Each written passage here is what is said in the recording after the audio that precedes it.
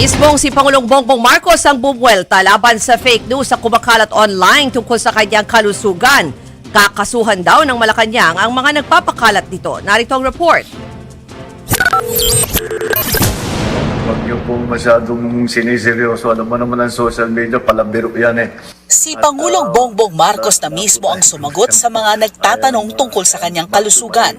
Sa one-on-one interview ni Palace Press Officer Claire Castro sa Pangulo, sinabi niyang walang dapat ipag-alala sa kanyang kalusugan. I'm struggling kasi ayoko tumaba ulit. Nawala na yung taba ko, baka babalik. So that's what I'm taking care of. But I want to magpapasalamat naman ako sa mga nag-aalala sa akin. Una nang na-diagnose na may diverticulitis si PBBM o yung impeksyon at pamamaga sa bahagi ng bituka. Pero hindi naman daw ito nakamamatay. Sa programang Long Conversation ng One News, unang sinabi ni Castro na hindi palakain ng Pangulo mula nang magkasakit. Nag-iingat lang daw siya para hindi bumalik ang kanyang sakit. Maximum yung level ng kanyang pain. Ngayon, dahil sa sobrang naranasan niya, ayaw niya nang kumain ng sobra. Ayaw niya nang kumain ng, alam mo, maaari pang sumakit yung kanyang tiyan. Nanindigan din ng palasyo na fake news ang kumakalat sa social media na na-ospital daw si PBBM. Sasampahan daw ng reklamo sa DOJ ang mga nagpapakalat nito. Sa gitna ng pag-iingat sa sarili, tuloy sa kanyang trabaho ang Pangulo. Dito na niya rin sinabing magandang oportunidad ang 2 linggong ceasefire ng Amerika, Israel at Iran para makapasok o makalabas na ang mga naiipit nating tripulante. What do you think po, paano ito makakatulong sa globally, sir, at sa atin? Well, natural.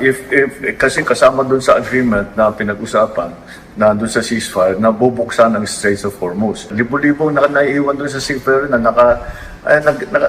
nakaparking lang dun eh, nag-aantay na makapasok o lumabas.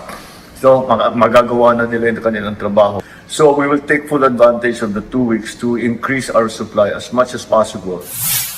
Naniniwala rin ang Pangulo na hindi sapat ang saglit na tigil putukan para mapababa ang presyo ng petrolyo. 2 weeks may not be enough time to bring the prices down, but maybe if it is extended further than that with the prospect of even better situation following, then prices will start to follow. Wala namang nabanggit sa panayam kung nakapagdesisyon na siya sa suspensyon o pagbabawas ng excise tax sa petrolyo. Noong nakaraang buwan ng pirmahan ng Pangulo ang panukalang pagkakaroon ng emergency powers para rito. Una nang sinabi ni PBBM na ipatutupad ito sa lalong madaling panahon. Nagbabalita mula sa Frontline, Faith Tobias, News 5. Mga kapatid, ako po si Ruth Cabal. Dito tayo sa totoo, dito tayo sa True FM. Mag-follow at mag-subscribe din po kayo sa aming social media accounts at True Network PH. Diyan po yan sa aming X na dating Twitter, sa FB, sa Instagram, sa YouTube, sa TikTok at sa mga podcast. At syempre, tutok din po kayo sa Signal True TV Channel 19.